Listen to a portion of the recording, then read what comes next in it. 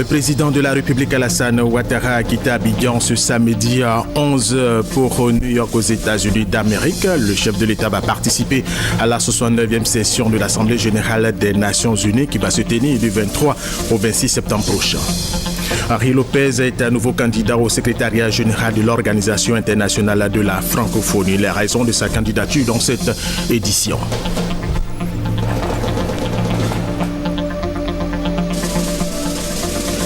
Et puis demain, dimanche à 15h30 au stade Champ-Roux-de-Marc, le CW Sport de San Pedro affronte la Léopard de Dolezi dans le cadre des phases de finale, des demi-finales allées de la Coupe africaine de la Confédération de football. L'accès au stade est offert gracieusement au public. Mesdames et messieurs, bienvenue et merci de regarder RTI 1. Le président de la République Alassane Ouattara, accompagné de son épouse, Madame Dominique Ouattara, a quitté Abidjan ce samedi 20 septembre à 11h pour New York aux États-Unis d'Amérique. À New York, le chef de l'État va participer à la 69e session de l'Assemblée générale des Nations unies qui va se tenir du 23 au 26 septembre prochain sur le thème transformateur de développement pour l'après 2015.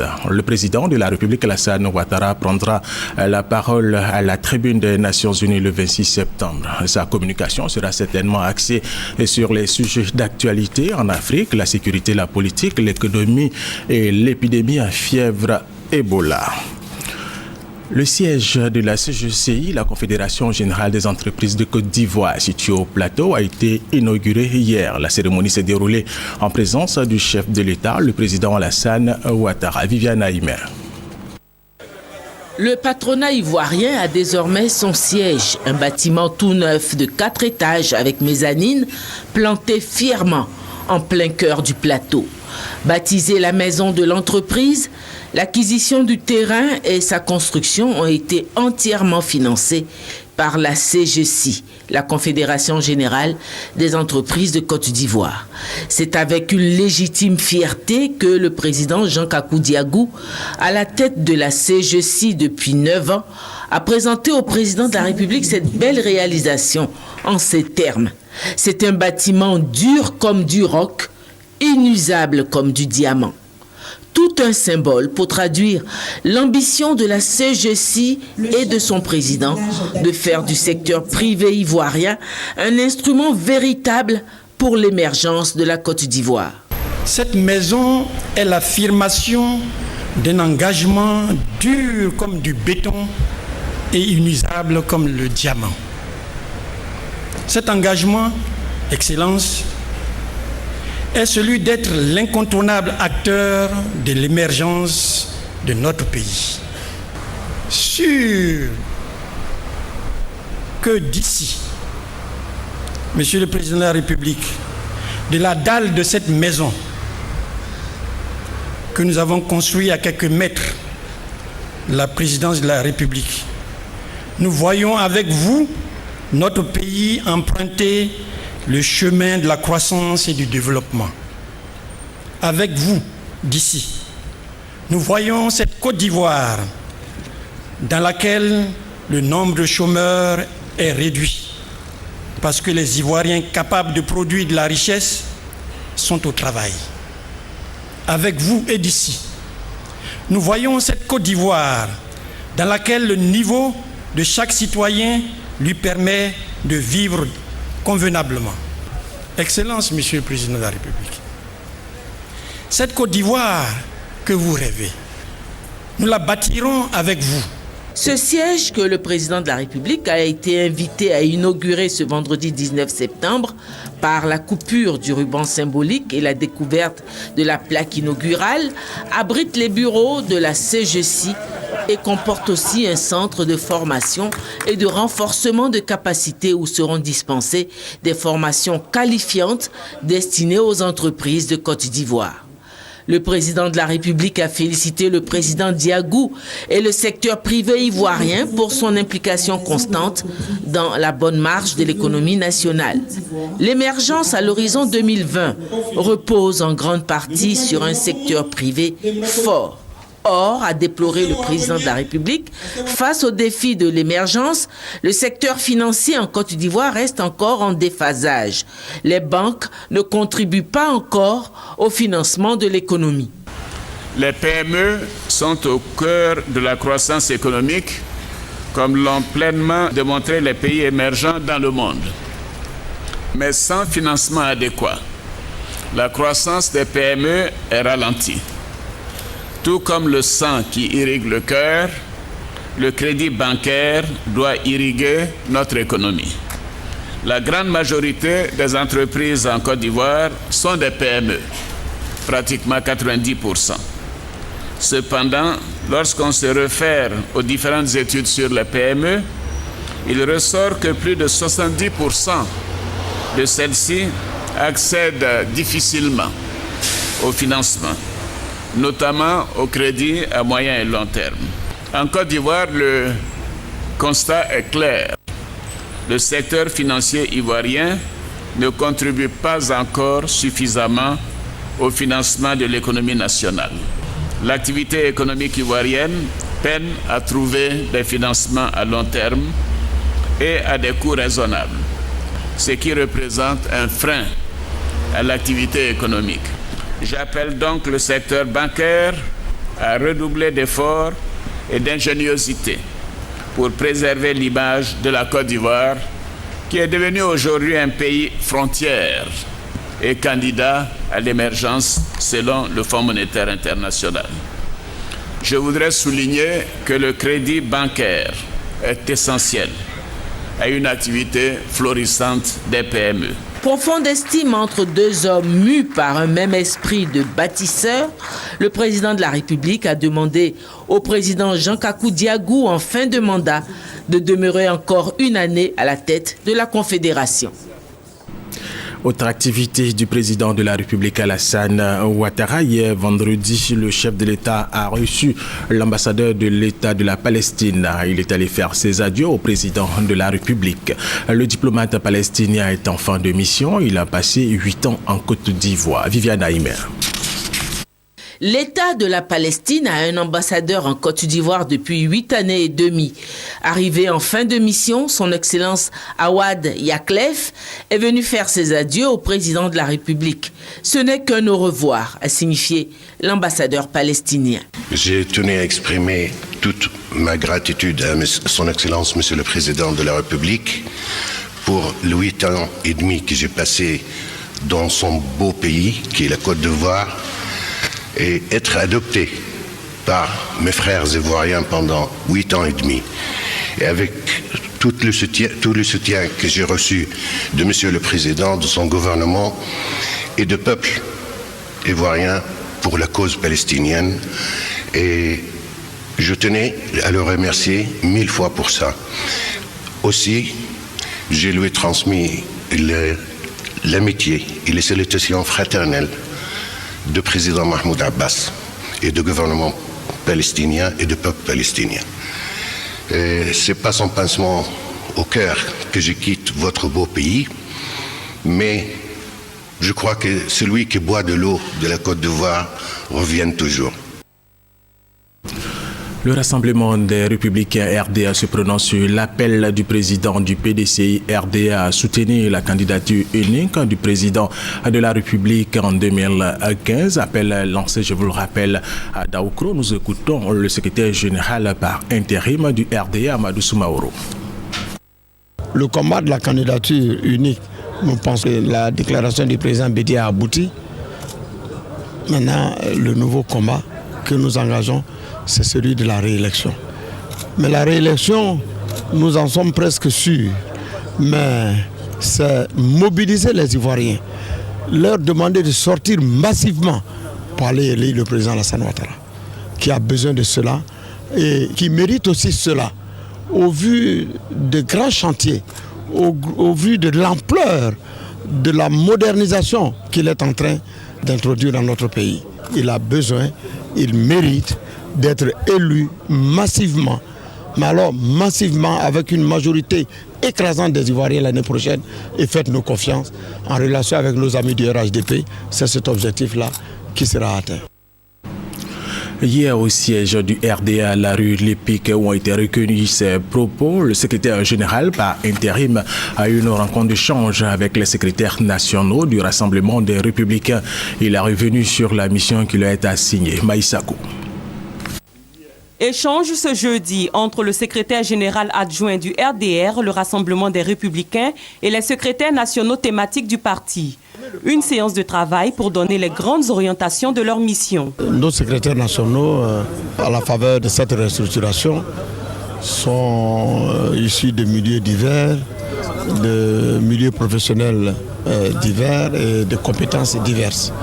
Ce sont de très grands cadres qui assument de très hautes responsabilités dans le pays. Et naturellement, il leur a été indiqué, de par leurs compétences, leur expérience, de nous faire des propositions, d'aller très loin dans ces propositions-là, toutes choses qui doivent permettre au RDR d'impacter la société ivoirienne. Nommés le 5 août dernier, les secrétaires nationaux thématiques au nombre de 57 se veulent les pendants des différents ministères. Leur mission consiste essentiellement à soutenir les actions du gouvernement. La vision que nous avons suite à cette rencontre en tant que secrétaire national au foncier, c'est que le foncier ivoirien doit servir de support de développement inclusif du pays pour une Côte d'Ivoire émergente. Si vous arrivez aujourd'hui dans la région de Tongon, Berniélé, vous apercevez que la plus grosse mine de Côte d'Ivoire a été réalisée par le président Alassane Ouattara, avec bien sûr sa politique de développement et son projet de société. Dans les prochains jours, une rencontre entre le secrétaire général par intérim du RDR et les secrétaires nationaux thématiques va permettre à ces derniers de connaître leurs points focaux au sein du gouvernement. À 2 jours de l'élection du président du Rassemblement des jeunes républicains, les actions en vue de garantir la réélection du président Alassane Ouattara à la présidentielle de 2015 se poursuivent au RDR. Et ces échanges entre le secrétaire général par intérim du RDA et les secrétaires nationaux du Rassemblement des Républicains ont eu lieu jeudi. C'est ce samedi que se tient le congrès du Rassemblement des jeunes républicains. Les jeunes du RDA vont élire leur nouveau président. Les enjeux de ce congrès avec Amada Traoré et Hamza Diaby. Qui succédera à Karamoko Yayoro à la tête du RJR, le Rassemblement des jeunes républicains? La réponse ce dimanche à l'issue du congrès qui s'ouvre ce samedi 20 septembre. Le président du comité d'organisation, Yves Conan, situe les enjeux de ce congrès. Dans 13 mois précisément, la Côte d'Ivoire connaîtra les prochaines élections présidentielles. Le Rassemblement des républicains a estimé qu'il était bon de mettre ces structures spécialisées en mission de remobilisation. Et donc le congrès du Rassemblement des jeunes républicains s'inscrit dans ce cadre. Ce congrès est convoqué pour que les jeunes réfléchissent sur l'avenir de leur parti, pour qu'ils se désignent un nouveau président. Ce congrès procédera également à l'élection des 2 commissaires aux comptes du RJR. Le président du comité d'organisation rassure quant à la transparence du scrutin. Je voudrais rassurer l'ensemble de nos militants, particulièrement nos 29 candidats. Tout au long de l'organisation de ce congrès, nous avons eu de nombreuses rencontres. Toutes les étapes du processus leur ont été expliquées. Les unes seront transparentes. C'est un bulletin unique qui sera utilisé. L'ensemble des participants donc au scrutin seront mobilisés dans la salle du vote. Et donc le déroulement de ce vote-là se fera en présence de tous. Ce sont environ 3500 congressistes qui choisiront parmi 29 candidats le président du RJR. Sont attendus à ce congrès les présidents des jeunesses des partis membres du RHDP et ceux de l'opposition. Également un représentant du PDS, le Parti démocratique du Sénégal. Nommé à la commission électorale indépendante comme 2e vice-président, Gervais Koulibaly n'est plus en droit d'assurer la présidence de son parti politique CAP-UDD, CAP Uni pour la démocratie et le développement. Il a donc passé le relais à Laurette Bouette Bentouré, Hamza Diaby. Gervais Koulibaly quitte la tête du CAP-UDD, en tout cas pour le temps qu'il passera au sein de la commission électorale indépendante, où il dit être pour accomplir une mission, celle de veiller au grain pour que le moment venu, la vérité des urnes soit dite. Restez, travaille comme il se doit pour gagner les élections. Je promets, au nom de mon parti, au nom de la Ligue des mouvements pour le progrès, que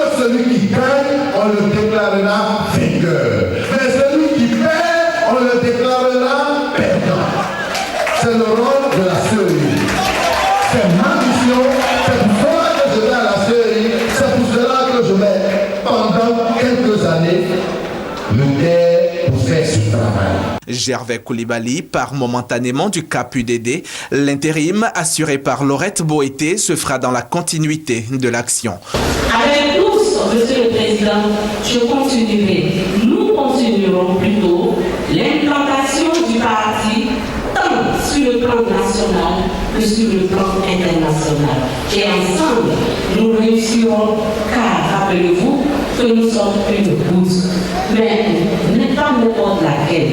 Et nous savons faire tâche d'huile. Créé en septembre 2011 pour œuvrer à l'union des Ivoiriens par un dialogue permanent avec le pouvoir, le CAP-UDD compte 2 députés, un maire, un vice-président de conseil régional. Le parti entend œuvrer pour faire beaucoup mieux aux élections prochaines. L'UDPCI, l'Union pour la démocratie et la paix en Côte d'Ivoire, a commémoré hier 19 septembre le 12e anniversaire du décès du général Robert Gueye. Sa famille politique, l'UDPCI, a organisé une cérémonie en sa mémoire. 19 septembre 2002, 19 septembre 2014, cela fait tout juste 12 ans que le général Robert Gueye a été assassiné à Abidjan. Aujourd'hui, comme chaque année à cette même date, son parti l'UDPCI se souvient, prie et sensibilise à la paix et la cohésion. Nous organisons la cérémonie pour se retrouver et échanger, nous souvenir de lui et prier pour que vraiment Dieu puisse avoir pitié de lui et qu'il le trouve dans sa céleste cité. Et c'est aussi l'occasion de faire en sorte que, bien que nous soyons en deuil tous les jours, nous devons contribuer à la réconciliation, nous devons contribuer à l'apaisement, nous devons contribuer à la cohésion au niveau de la nation. En ce jour de grande tristesse et de recueillement, les militants de l'UDPCI espèrent toujours que la lumière sera faite sur la mort du fondateur de leur parti. Les militants UDPCI poursuivent la mobilisation pour honorer la mémoire de Robert Gueye, convaincus que c'est dans l'organisation, l'abnégation au travail et l'engagement à la lutte que la bataille sera gagnée. Parlons maintenant du deuxième passage de la vaccination contre la poliomyélite dans le district d'Akoupé-Yakassé à Tobroufou. La campagne s'est déroulée cette année à Bongwa, chef-lieu de sous-préfecture. Les parents sont invités à faire vacciner leurs enfants de 0 à 5 ans. Thérèse Yoboué. Abongwa est situé à 42 km du chef-lieu de la région de Lamé, à Zopé. Cette sous-préfecture compte 4800 âmes, 3 gros villages et 5 campements. C'est cette sous-préfecture qui a abrité cette année le lancement du deuxième passage de la vaccination contre la poliomyélite dans le district d'Akoupé, Yakassé à Toubro. Plus de 7100 agents vaccinateurs sont mobilisés pour cette opération. Les responsables de la santé invitent les parents à ouvrir leurs portes aux agents vaccinateurs qui passeront dans leur domicile pour donner les gouttes aux enfants de 0 à 5 ans. Ils conseillent aux mamans de ne pas cacher leurs enfants pour leur propre bien. Le sous-préfet de la localité se joint également aux responsables de la santé par des conseils aux mamans, non sans avoir sensibilisé les populations sur les mesures prises par le gouvernement dans le cadre de la lutte contre la fièvre à virus Ebola. Les jumelles siamoisanées dans la nuit du mercredi 17 septembre sont malheureusement décédées hier en fin de matinée à la clinique où elles ont vu le jour à Ingré, commune de Cocody. Et ces jumelles pour lesquelles hier encore un appel à l'aide pour une éventuelle opération chirurgicale pour une séparation n'ont hélas pas survécu. La cause du décès pas encore déterminée, mais c'est un coup dur pour les parents encore dans la vingtaine qui nourrissaient de réels espoirs de voir se réaliser l'opération de séparation des jumelles qui, rappelons, étaient liées l'une à l'autre par l'abdomen.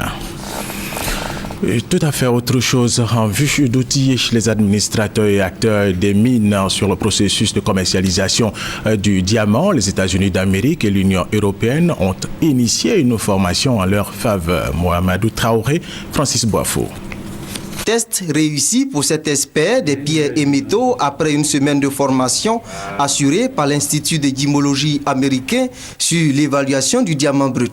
Comme lui, les représentants des coopératives du secteur du diamant et des administrations des douanes savent désormais identifier la coupe, le poids, la couleur et la clarté de la pierre précieuse, des éléments nécessaires à sa commercialisation.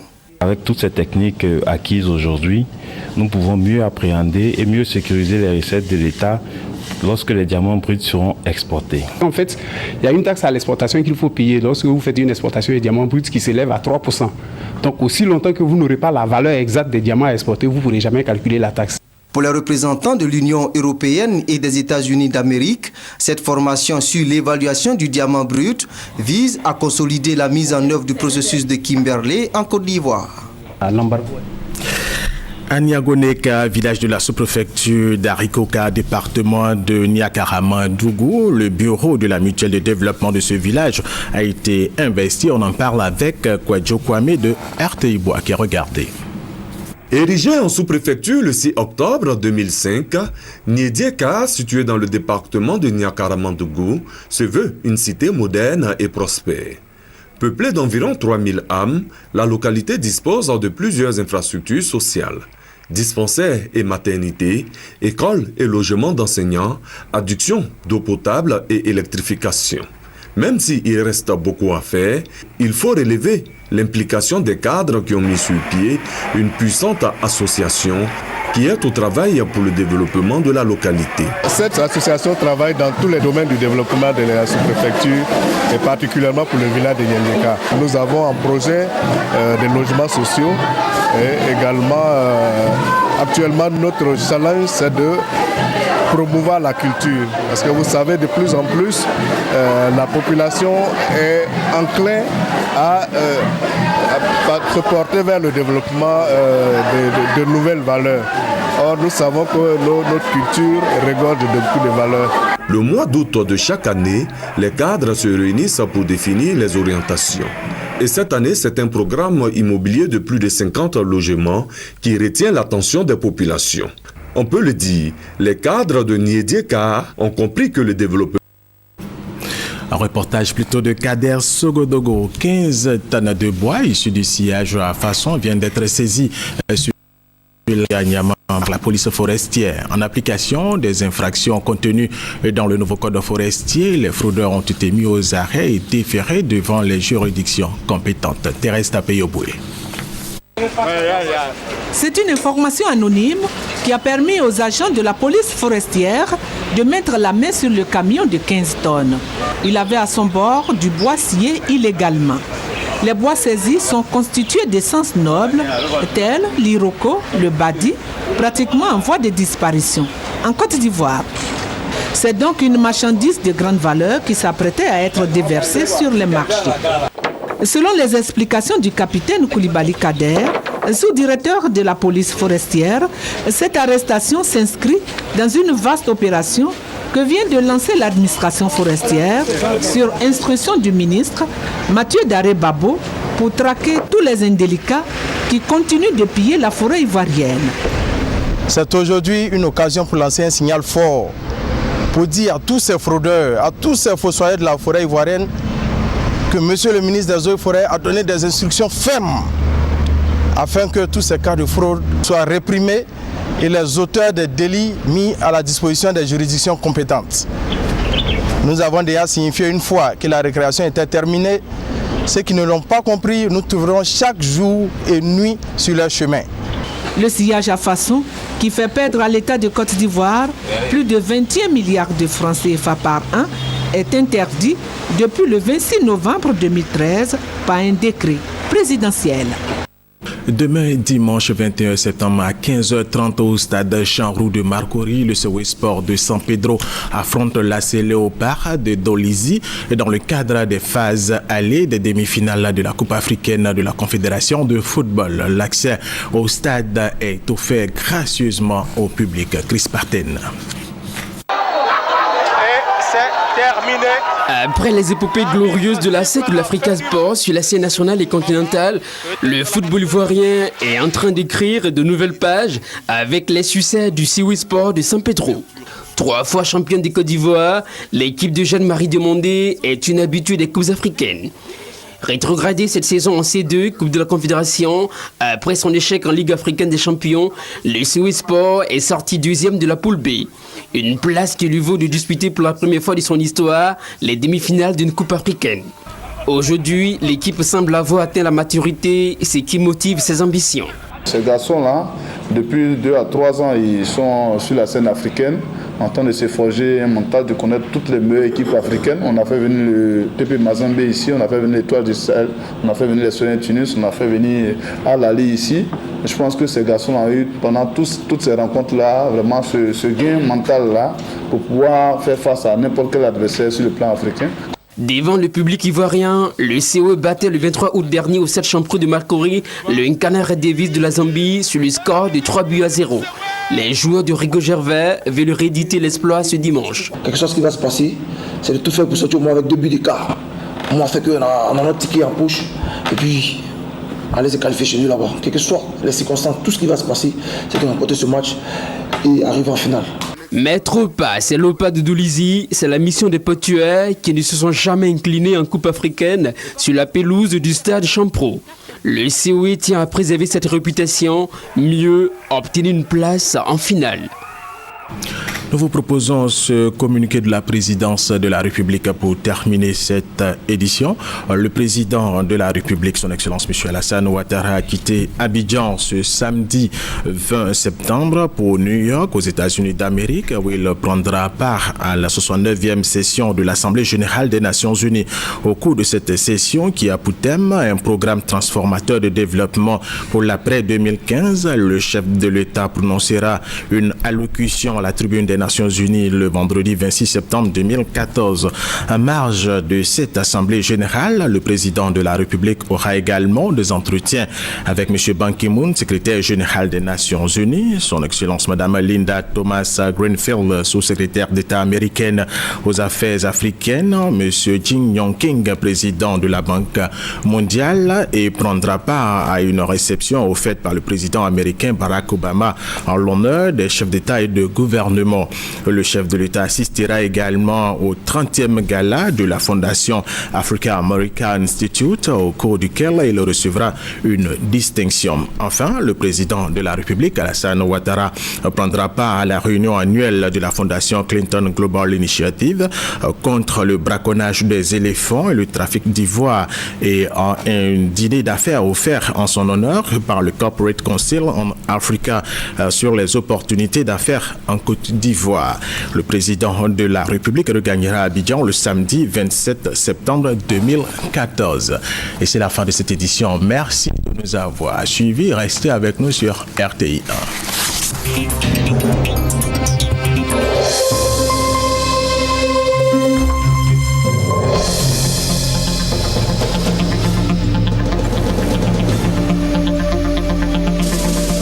Routes abîmées ou impraticables,